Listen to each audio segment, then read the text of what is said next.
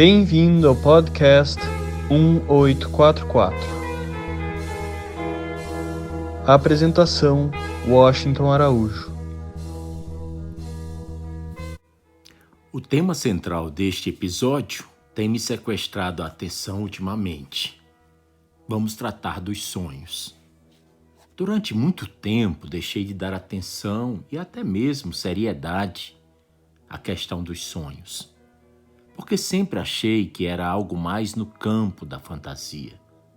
Mas agora, quase 120 anos depois que Sigmund Freud publicou o seu clássico, A Interpretação dos Sonhos, e isso foi em 1899, é que voltei com tudo para entender o que são os sonhos, que influência eles têm na vida da gente, por que são tão importantes em várias culturas, em várias tradições religiosas e em vários estudos científicos acadêmicos. Nos anos de 1980, comprei a obra completa do Sig, toda ela em capa de couro vermelho escuro, e eram 24 volumes. Fiz isso porque pressentia que um dia teria que mergulhar naqueles estudos. E aqueles estudos começariam com a interpretação dos sonhos. Pois bem, hoje chegou esse dia. Como todo mundo, sonho também pelo menos umas 2 horas a cada noite. Acontece que, também como quase todo mundo, sempre esqueço do que sonhei e não lembro realmente nada do que foi o meu sonho. Mas a verdade mesmo é que em toda a minha vida, a minha memória, a minha lembrança não passam de uns 7 ou 8 sonhos. São sonhos que eu chamei de significativos, premonitórios, importantes, daqueles que fazem a vida valer a pena. Vejamos rapidamente como os sonhos são vistos nas tradições do Tibete. A prática da yoga do sonho entre os budistas tibetanos data de pelo menos 1000 anos passados. Apesar de os egípcios e os gregos antigos já conhecerem o festejado poder dos sonhos, esses yogis tibetanos foram os pioneiros dos sonhos lúcidos. E foram eles que estabeleceram os seus fundamentos, as suas bases. Os tibetanos descreveram técnicas específicas para alcançar a lucidez e treinar a consciência. Mas as coisas não pararam por aí. Uma vez conscientes no estado de sonho, tinham que completar algumas tarefas, progredindo aos poucos para níveis cada vez mais altos. Esses desafios incluíam a exploração de vários mundos, de falar com seres iluminados no mundo dos sonhos e de se transmutar em animais, isso para mencionar apenas alguns dos desafios. A meta do yogi sonhador era tomar consciência de que toda a vida não passa de um sonho. Apreender o sonho era um termo que eles usavam e significava alcançar, atingir a consciência completa. Se um praticante tibetano conseguisse ficar realmente consciente em um sonho, eles pensavam, o sonho então se transformaria em um grande estado abençoado de êxtase sem ego. Ah, o puro nada! Quando então tivesse acesso a esse nada, o yogi conseguiria observar a forma mais pura de consciência.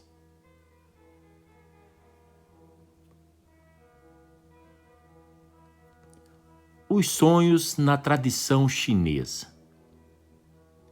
A evidência de registros de sonhos na cultura chinesa remonta a 4.000 anos atrás. Como em outras culturas da mesma época, o conceito chinês do sonho se misturava a outro, o reino dos mortos e dos espíritos. Os chineses dividiam a alma em duas partes: o Po, alma material, e o Un, alma espiritual. À noite, com o corpo físico em repouso, a alma espiritual iria se separar do corpo. O Un ficaria livre para visitar então a terra dos mortos e entrar em contato com as almas de outros sonhadores. Mas não acorde alguém antes de sua alma voltar ao corpo. Era a advertência que os chineses faziam. Eles acreditavam que, se isso ocorresse, sua alma poderia ficar perdida se você fosse desperto assim de forma muito inesperada e abrupta. E é claro que ninguém queria isso.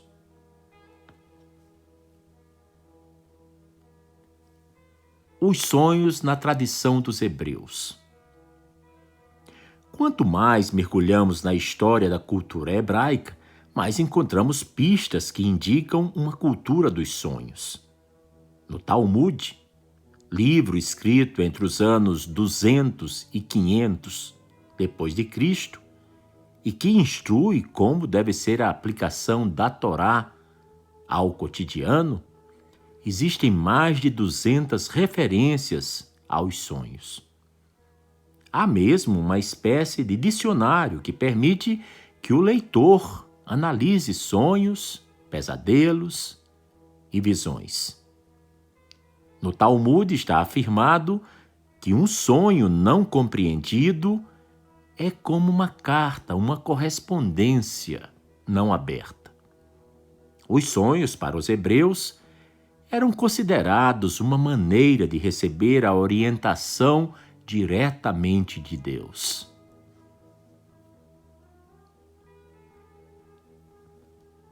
Os sonhos para algumas tribos indígenas.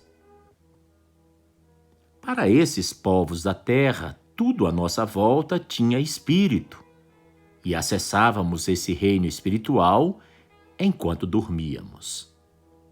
O sonho também era uma atividade social. Essas culturas indígenas acreditavam que quando sonhamos vamos para um reino partilhado que não é limitado nem por espaço, nem por tempo.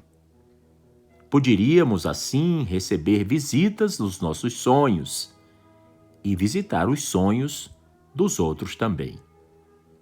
Em vez de engolir uma xícara de café, tanto os indígenas australianos, os aborígenes, quanto os iroqueses norte-americanos começavam o dia compartilhando suas aventuras ocorridas durante a noite anterior.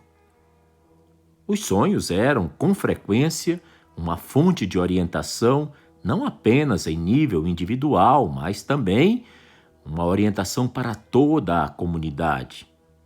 E eram usados para a caça, a cura e também para a guerra.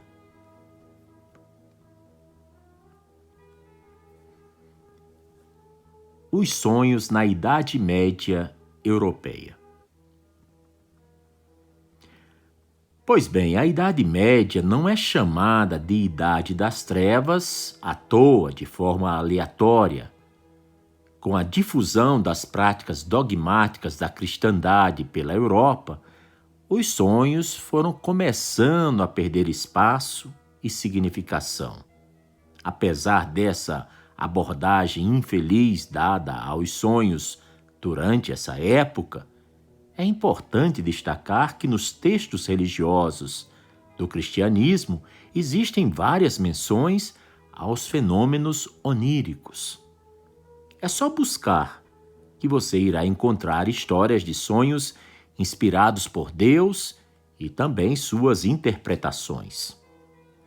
Só na Bíblia existem centenas de referências a sonhos. À medida que a cristandade continuou a se difundir, a se espalhar, os sonhos passaram a ser vistos como maléficos e pecaminosos. Depois, Martinho Lutero pregou que o diabo era o responsável pelos sonhos e que as mensagens divinas podiam ser recebidas apenas pela Igreja. São João Crisóstomo afirmaria que os sonhos eram irrelevantes. Fala sério, né? E o xamanismo? O que eles dizem sobre o sonho? O xamanismo acreditava que os sonhos eram um meio de acesso a realidades escondidas dos nossos 5 sentidos e que existiam realidades paralelas e sobrepostas ao mundo físico. Para os xamãs, os sonhos eram uma conexão com essas realidades mais elevadas. Os sonhos eram uma janela para a alma, uma viagem no reino do espírito. Muitas culturas aborígenes acreditavam no tempo do sonho, que é uma realidade, segundo acreditavam, completamente diferente, um espaço coletivo em que se tem acesso direto ao conhecimento sagrado e se podia falar com os mortos e aprender com os mestres espirituais que haviam transcendido este mundo físico.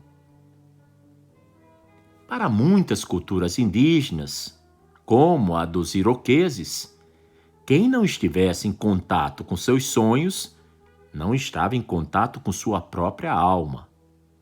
Os sonhos não apenas eram importantes, eles eram vitais. Quem não se conectasse a eles era considerado deficiente espiritual e emocional. Será compreensível se essas ideias forem ao encontro de tudo o que nos ensinaram sobre os sonhos. É difícil entender do que os povos antigos estavam falando. Outras realidades, encontrar pessoas nos sonhos. O que você andou bebendo, hein? Isso tudo, para muitos, parece loucura. Para entender de onde os antigos tiraram essas ideias, necessitamos primeiro concordar que os sonhos são importantes, independentemente do que sejam.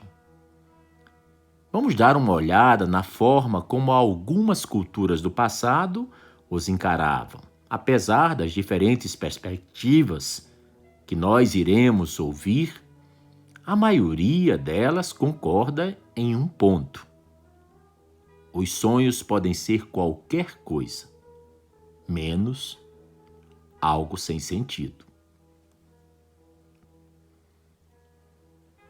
Como os sumérios tratavam dos sonhos? O primeiro registro de referência aos sonhos remonta a 3.100 anos antes de Cristo, no crescente fértil da Mesopotâmia.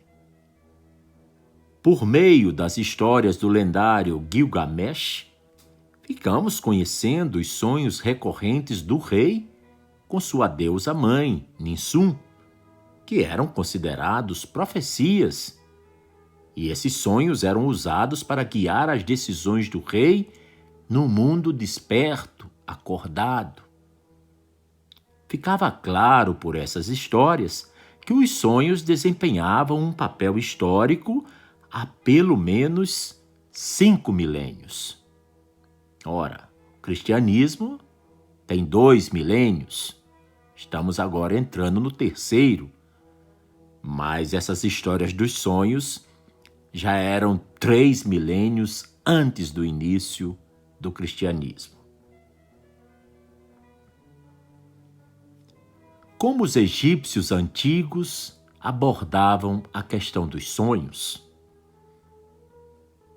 A primeira evidência registrada de uma sociedade de sonhadores pode ser encontrada entre esses egípcios antigos.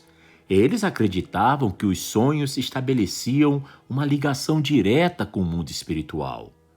Tudo indica que eles praticavam uma espécie de sonho lúcido e dominavam algumas habilidades de sonho, como a metamorfose e a viagem no tempo.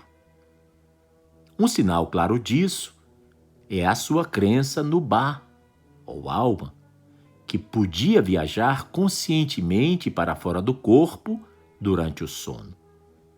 Até sua palavra para sonho, esti, que se pronuncia como rezut, se traduz como despertar ou vir a despertar, e era representada em hieróglifos como um olho aberto, arregalado.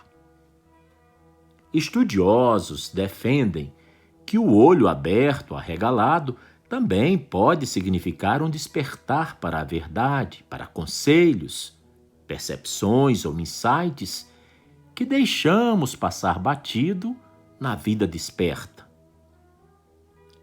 Os egípcios eram tão conectados aos sonhos que construíram templos especificamente para a prática da incubação de sonhos. Pois bem, eles construíram templos para a prática da incubação de sonhos. E o que era isso? Era um método que tinham para receber a cura divina e as mensagens revelatórias por meio deles. Os antigos acreditavam que o mundo dos sonhos era uma realidade mais profunda, um lugar onde a verdadeira transformação poderia acontecer. Os encarregados de interpretá-los nessa época eram chamados de descobridores das coisas ocultas.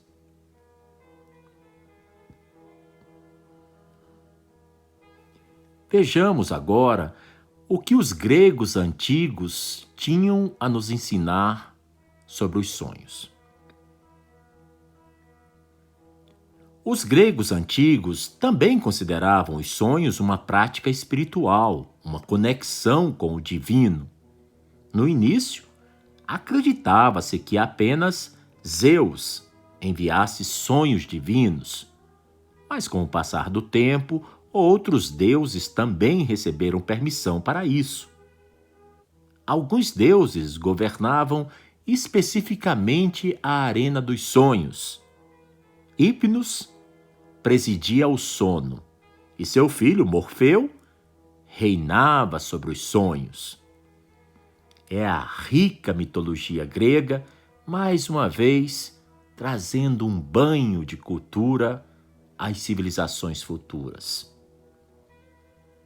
Espalhados pelo Mediterrâneo, os gregos antigos construíram mais de 300 santuários para servirem de templos para os sonhos, aonde as pessoas costumavam ir em busca da cura, uma forma de cuidado físico, emocional e espiritual, com o auxílio dos sonhos noturnos.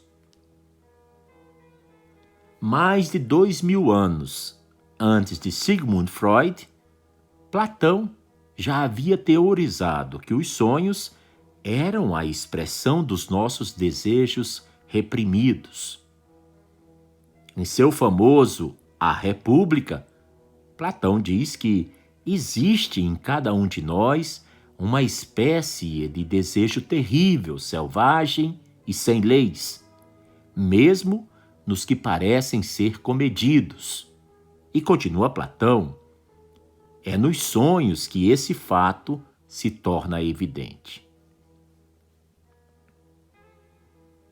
Aristóteles, por sua vez, embora fascinado pelo fato de conseguirmos enxergar cores, luzes e imagens com nossos olhos fechados durante o sono, concluiu que os sonhos não tinham propósito. Se às vezes previam o futuro, Aristóteles acreditava se tratar de mera coincidência. No século II a.C., Artemidoro compôs sua obra em 5 volumes, Oneirokritikon, ou Sobre a Interpretação dos Sonhos. O nome grego é complicado. oneirocriticon, que significa sobre a interpretação dos sonhos. O crocodilo, nessa obra, significava um pirata, assassino ou alguém não menos malvado, escreveu ele. O modo como o crocodilo trata o sonhador determina a maneira como o sonhador será tratado pela pessoa que está sendo representada pelo crocodilo. O gato significa um adúltero, isso porque é um ladrão de pássaros. E os pássaros lembram mulheres. É o que dizia Artemidoro no seu Oneirocriticon. Em vez de criar apenas um sistema genérico de interpretação dos sonhos, Artemidoro foi o primeiro a levar em conta os antecedentes pessoais dos sonhadores.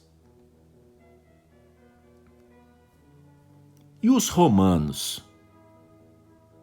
O que os romanos nos legaram sobre os sonhos?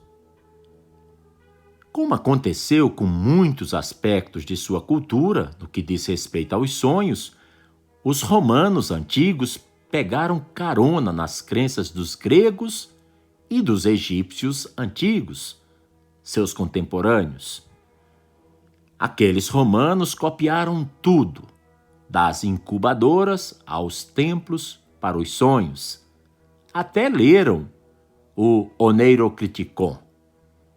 Além disso, o pitagorismo, uma filosofia grega que remonta a 500 anos antes de Cristo, também foi adotado pelos romanos. Esse sistema metafísico de crença se baseava na matemática, mas nada tinha a ver com a geometria que nós aprendemos no ensino médio. Os pitagóricos afirmavam que a viagem consciente da alma era possível e que gurus, nascidos com séculos de diferença um dos outros, podiam se comunicar através dessas estradas místicas. Com o crescimento do cristianismo entre os romanos, a interpretação dos sonhos passou a ser determinada pelas lentes da Bíblia e a cultura dos templos para os sonhos foi então eliminada. E os hindus? É sempre dar um mergulho na longa e preciosa e rica cultura hindu. De acordo com a mitologia hindu, tudo no mundo físico é um sonho acontecendo na mente de Vishnu.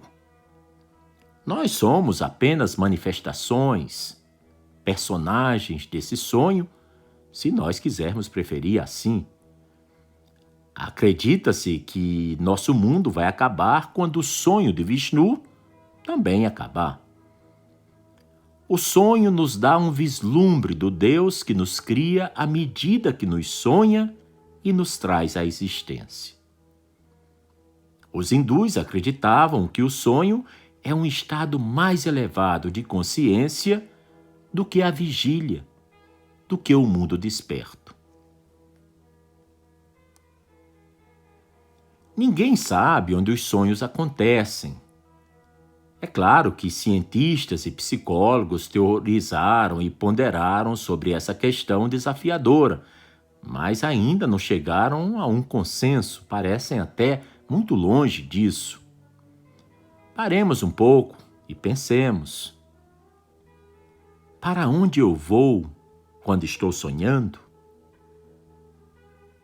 Nesse episódio, vamos chamar esse local de subconsciente. Em linhas gerais, trata-se da parte da mente responsável por tudo aquilo que não entra na categoria de atividade mental consciente.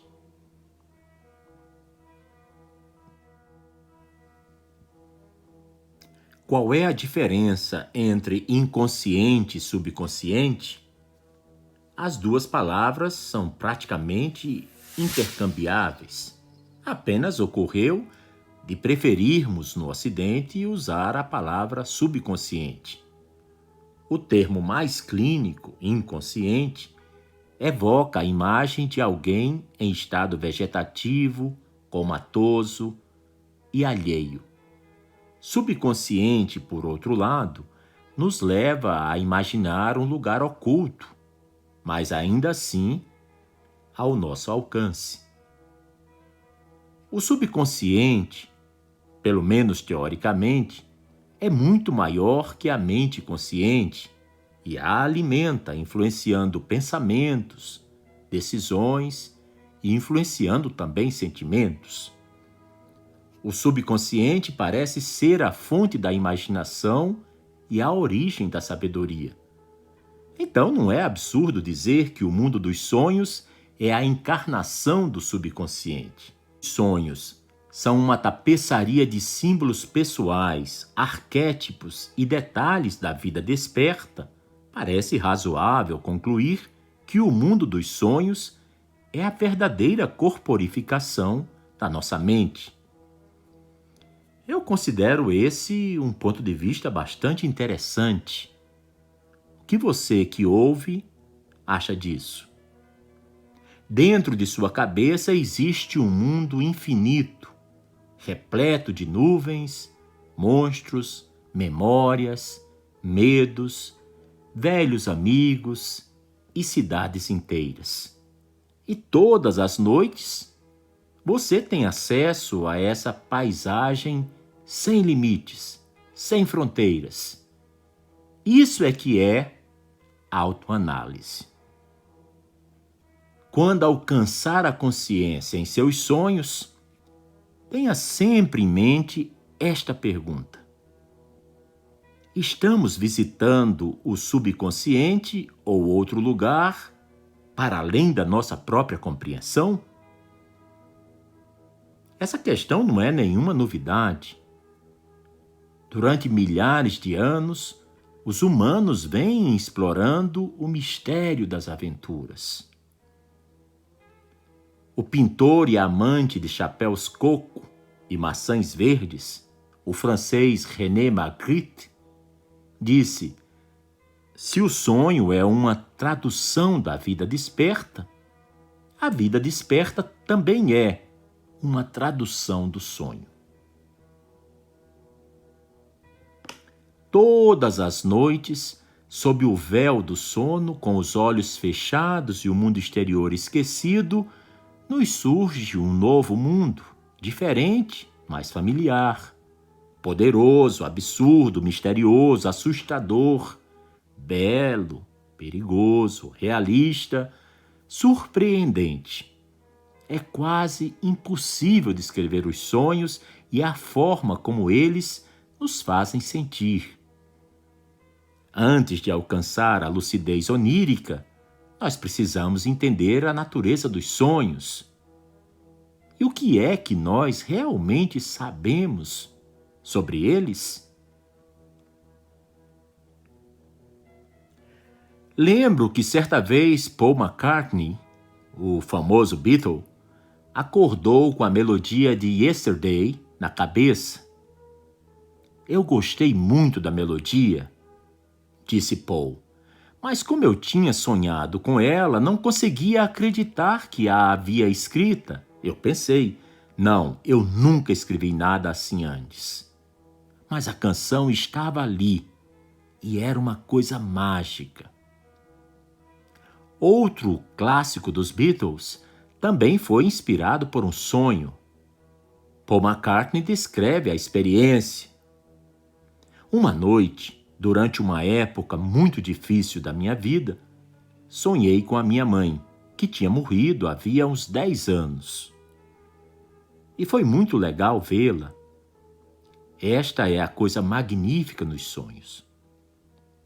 Você encontra mesmo aquela pessoa por um segundo. Ela está lá e parecemos estar fisicamente juntos outra vez. Foi maravilhoso para mim, muito reconfortante. No sonho, minha mãe me disse: vai ficar tudo bem. Não tenho certeza se ela usou as palavras let it be, deixa estar, deixa ficar, mas sei que essa foi sim a essência da mensagem. Os sonhos nos fascinam desde o começo dos tempos. Eles sempre fizeram parte da história da humanidade, guiando-nos em quase todos os campos do conhecimento, e foram estudados, venerados e praticados por quase todas as culturas ao longo da história. Nos tempos modernos, os sonhos foram responsáveis por 2 prêmios Nobel, incríveis avanços científicos, invenções inestimáveis, romances, obras de arte e muitas outras descobertas. Elias Howe sonhou que era atacado por canibais. Ele reparou que as lanças tinham buracos perto das pontas afiadas. Howe aplicou o conceito à sua nova invenção, a primeira máquina de costura. Acredita-se que a tabela periódica dos elementos teria ocorrido ao químico russo Dmitri Mendeleev durante um sonho. Abraham Lincoln, Mark Twain, Mary Shelley foram influenciados por seus sonhos e, famoso ou não, eles são uma parte importante da sua vida. Por meio de seu poder e dos conselhos que podemos extrair deles, os sonhos são até hoje um grande mistério.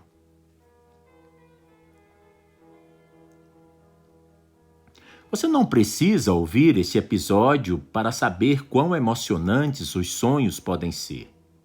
Assim como todos os seres humanos que já passaram pela Terra, você também sonha. Todos nós sonhamos. Sonhar une toda a humanidade, escreveu Jack Kerouac.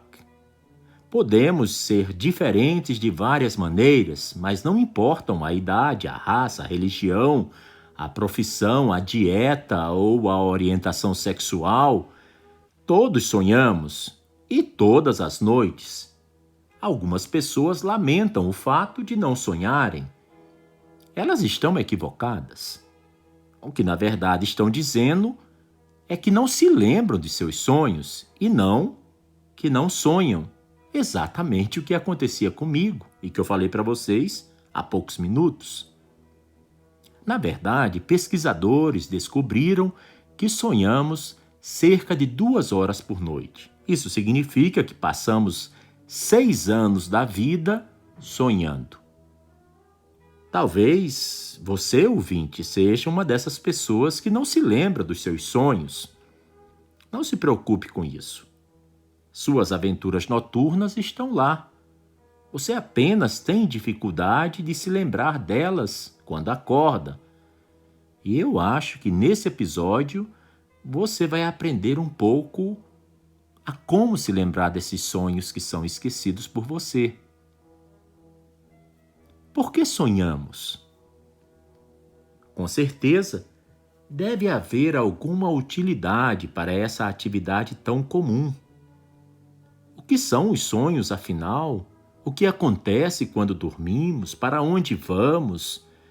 Em nosso mundo ultramoderno, com toda a nossa bagagem cultural, nossa compreensão das coisas e nossa inteligência, a resposta pode nos surpreender.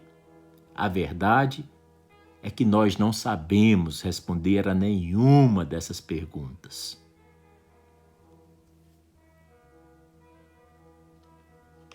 Mas existem inúmeras teorias que tentam explicar os sonhos para a gente. A psicologia moderna vem tentando desvendar esse segredo desde que Sigmund Freud escreveu o seu clássico, A Interpretação dos Sonhos. E essa obra estabeleceu a teoria freudiana dos sonhos e provocou uma mudança radical no modo como a sociedade lidava com os sonhos. Afinal de contas, eu repito, o livro do Freud sobre sonhos é de 1899. Em resumo, Freud afirmou que todos os sonhos são formas de realização dos desejos. que eles têm origem nos conflitos reprimidos e nos desejos acumulados ao longo da vida. Que os sonhos são a tentativa da nossa mente inconsciente de resolver as questões do passado. E desde então, dezenas e dezenas dos mais brilhantes pensadores vêm seguindo os passos do médico austríaco, tentando entender essa experiência que chamamos de sonho. Mais de um século se passou desde a publicação dessa obra do Freud. Então devemos ter avançado nesse campo de estudo, né? Bem, a verdade é que foi mais ou menos. Não existe ainda um consenso quanto à sua definição, nem quanto às suas funções. Se você acha isso muito louco, tenha em conta que a ciência ainda nem descobriu por que é que nós precisamos dormir. Alguns pesquisadores sugerem que os sonhos não têm nenhum propósito real. Já outros acreditam que sonhar é essencial para o nosso estar mental, emocional e físico. Essencial para o nosso bem-estar mental, emocional e físico. Agora eu vou compartilhar com vocês algumas ideias das principais teorias científicas, acadêmicas sobre sonhos. A primeira delas: nosso cérebro assemelha-se a um computador. Alguns acreditam que os sonhos são um meio de organizar informações e ajudar a armazenar memórias. Como em um computador, essa seria nossa maneira de desfragmentar e reorganizar nossa mente, para que possamos acordar revigorados e prontos para processar mais informações. A segunda: ensaio para o futuro. Essa teoria acredita que os sonhos são um ambiente seguro para conectar diferentes pensamentos e emoções, um lugar onde podemos nos preparar e praticar as habilidades necessárias para lidar com os acontecimentos que iremos enfrentar no futuro. A terceira e última: eventos aleatórios. Se você já estudou alguma disciplina de psicologia na faculdade, já deve ter ouvido falar nessa teoria. Ela foi proposta em 1977 pelos cientistas Alan Robson e Robert McCarley. Foi chamada de modelo de ativação síntese e é uma das mais reconhecidas hoje. De acordo com essa teoria de Robson e McCarley, os sonhos são apenas a reação do cérebro a processos biológicos que ocorrem durante o sono. Os autores declararam: os sonhos são um mero subproduto da atividade cerebral noturna aleatória que nossos lobos frontais tentam organizar em forma de história. Basicamente, eles estão sugerindo que os sonhos não têm sentido algum.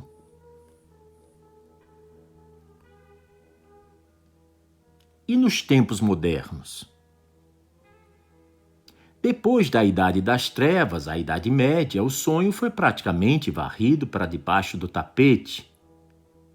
O antropólogo Raymond L. M. Lee aponta que mesmo após o Renascimento, os sonhos eram tratados como subprodutos pouco notáveis de distúrbios psicológicos ou má digestão que não possuíam qualquer valor real. Foi somente na virada do século XX que os sonhos foram tirados da escuridão pelo nosso amigo, o já mencionado e festejado Dr. Sigmund Freud.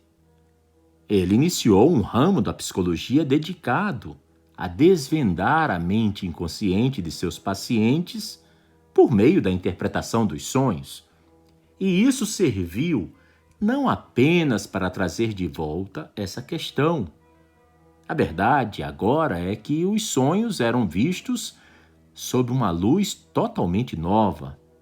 Eles se tornaram seculares. Algumas ideias de Freud logo foram desafiadas por um aluno dele, um jovem de pensamento radical chamado Carl Gustav Jung. Jung acreditava que os sonhos não tratavam apenas do passado, mas também do presente. Para Jung, os sonhos nos mostravam o que estamos lutando para conquistar e os obstáculos em nosso caminho. Mas Jung não abandonou por completo os ensinamentos de seu professor. Ele acreditava que a estrutura básica e as teorias de Freud sobre a linguagem dos sonhos era fundamental, juntamente com a ideia de interpretar os sonhos por meio de associações. E Jung não apenas observava pacientes, ele era um ávido sonhador. Basta dar uma olhada em seus ensaios e nós iremos encontrar alguns tópicos surpreendentes. Poderes psíquicos, sonhos coletivos, telepatia.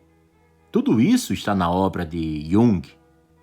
Ele acreditava que sonhamos no inconsciente coletivo, que em sua visão era um espaço compartilhado, e cunhou os termos arquétipo e sincronicidade.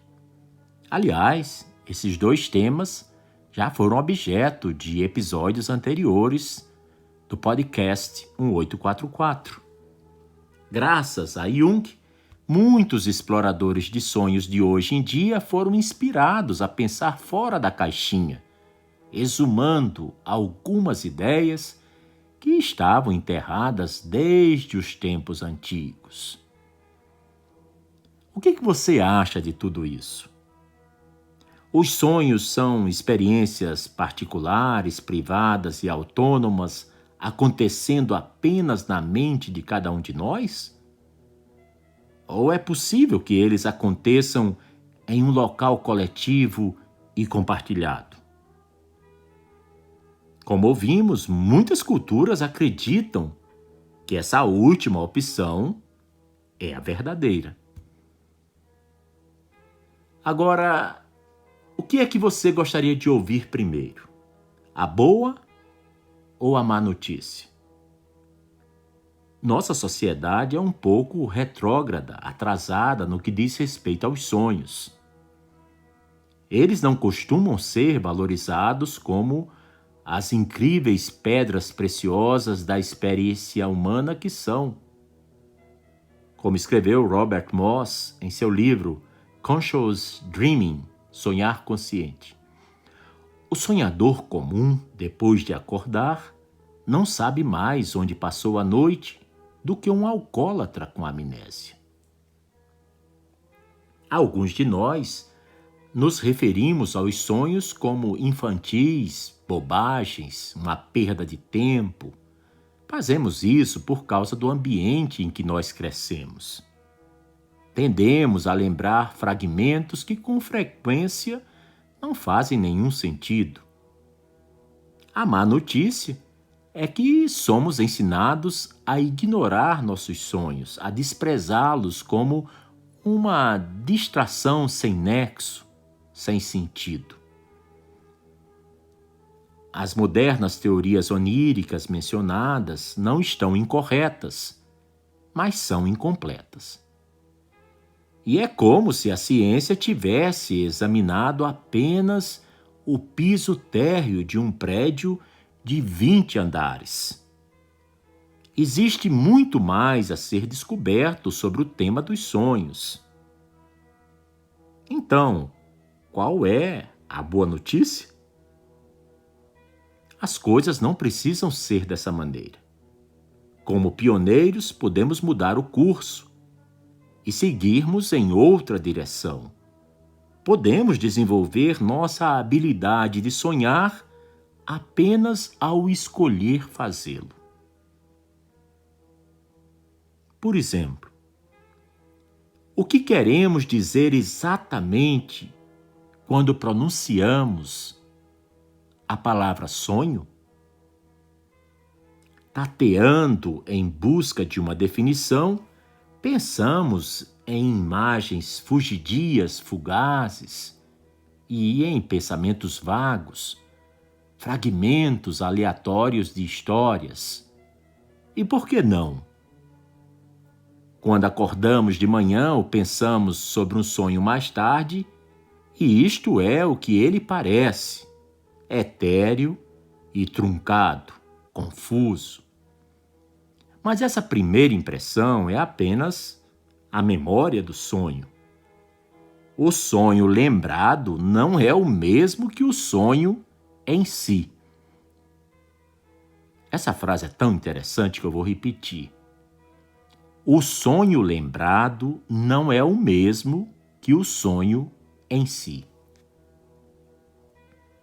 E essa é uma distinção muito importante. Se você se lembrar da sua festa de aniversário de 15 anos, ou do que você fez 2 domingos atrás, no jejum anterior do ano 175, como é que seriam as suas memórias desses 2 eventos? Seria mais ou menos como relembrar um sonho. Imagens nebulosas, confusos, sentimentos fugazes, pequenos detalhes que se destacam aqui e ali.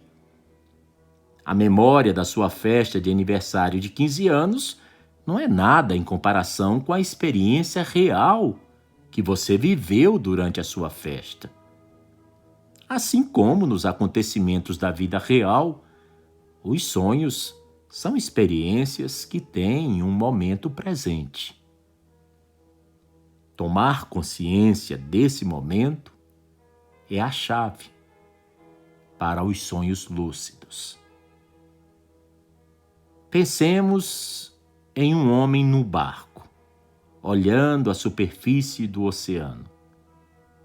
Abaixo, ele vê manchas de diversos formatos e cores se movendo e conclui que aqueles objetos são apenas manchas de cores e formatos variados. Ele então coloca o equipamento de mergulho e vai nadar. Ao mergulhar, o homem descobre o mundo inteiro à sua volta.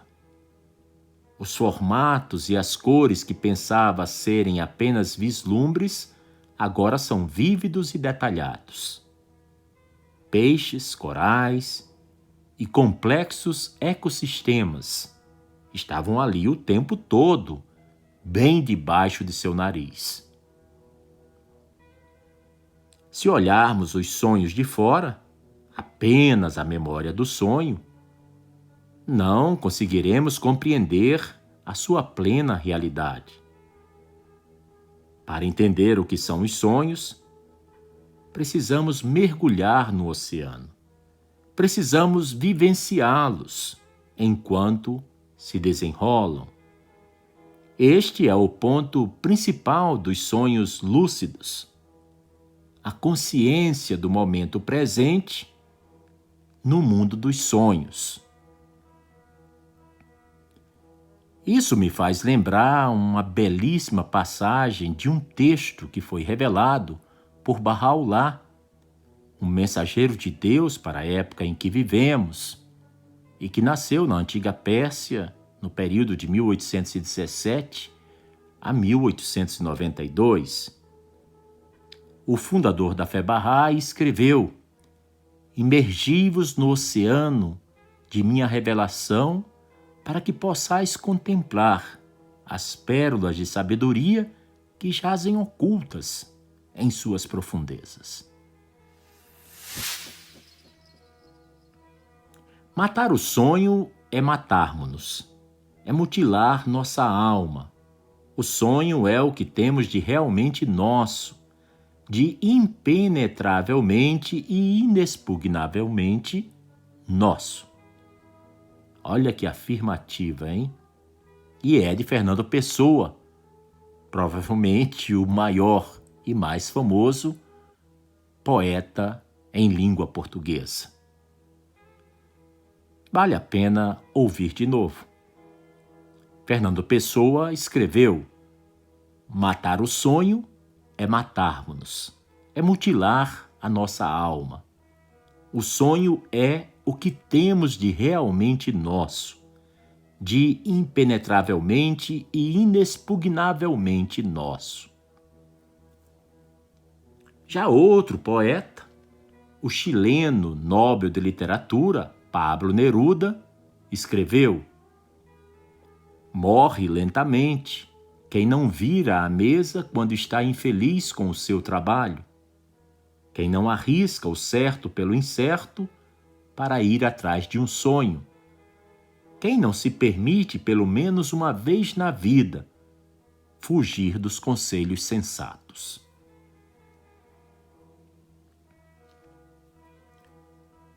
Eu tenho um sonho. Foi o que declarou Martin Luther King Jr. E foi em um discurso que, com o passar do tempo, não perdeu nem um pouco do seu poder de inspiração. E quase todo mundo se lembra de um discurso que começa com essas 4 palavras: eu tenho um sonho. Quando Luther King discursou no verão de 1963, os Estados Unidos da América eram uma nação que negava direitos básicos a milhões dos seus cidadãos, simplesmente porque estes tinham a cor errada na pele. Atualmente, o racismo não se encontra mais oficializado em leis dos Estados Unidos, e embora ele não tenha sido extirpado, infelizmente, dos corações das pessoas, a influência do racismo é muito menor do que foi no passado. Para dizer o óbvio, ver uma foto do presidente Barack Obama com o seu gabinete é presenciar um nível de abertura racial e abertura também para as mulheres, que teria parecido inconcebível, inimaginável em 1963. Eu me refiro a uma foto do Barack Obama no gabinete do Salão Oval da Casa Branca, durante os 8 anos em que ele foi o presidente daquele país. Em 2011, os cientistas da Universidade de Berkeley descobriram que não são apenas as horas de sono que podem fazer com que a pessoa se sinta melhor. Os sonhos são capazes, sim, de fazer com que você possa se sentir relaxado, diminuindo o nível de elementos causadores do estresse no organismo. Segundo o professor Matthew Walker, ao acordarmos de um sonho, temos a sensação de que podemos lidar com situações estressantes, resolvendo nossos problemas.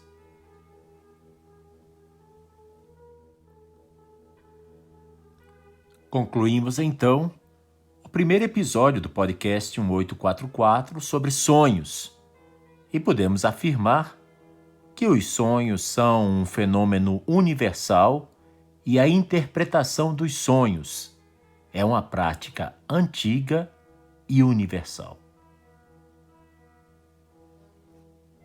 Veremos nos próximos episódios a maneira como as grandes tradições religiosas da humanidade abordam a questão dos sonhos.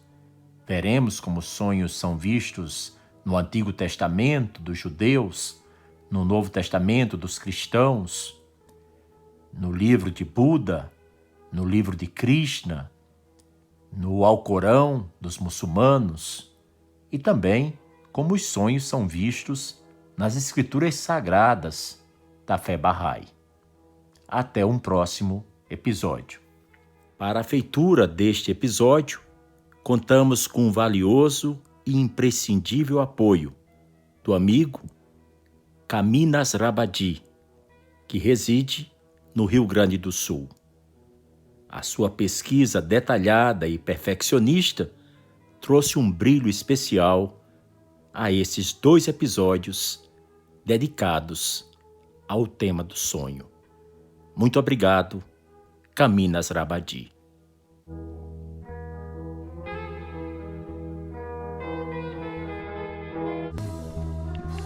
Você acabou de ouvir mais um episódio do podcast 1844. Agradecemos sua audiência e lhe convidamos para ouvir nosso próximo episódio semanal. Apresentação e comentários: Washington Araújo. Trilha musical composta por Ian Garbinato. Sonoplastia e edição de áudio Shahin Nasrabadi. Vinhetas Diogo Garbinato.